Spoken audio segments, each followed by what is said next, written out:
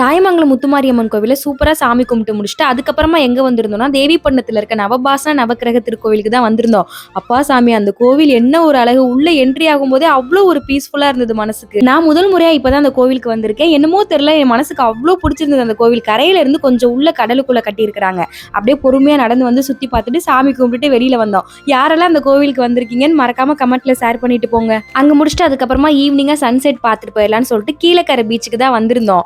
அங்க வந்துட்டு உள்ள என்ட்ரி ஆகும் போதே இந்த அந்தமான்ல நாங்க உட்காந்து மீன் பிடிப்போல, அந்த மாதிரி ஒரு ஃபேமிலி பிடிச்சிட்டு இருந்தாங்களா, அதை பார்த்த உடனே எனக்கு அந்தமான் ஞாபகம் வந்துருச்சு. அப்படியே அங்கேயே கொஞ்ச நேரம் உட்காந்துட்டேன். அவங்க கிட்ட கொஞ்ச நேரம் கிளாஸ் எடுத்தா நல்லா இருக்கும் போல. அந்தமான்ல மணிக்கணக்கா நாங்க உட்காந்துருப்போம், ஒரு மீன் கூட மாட்டாது.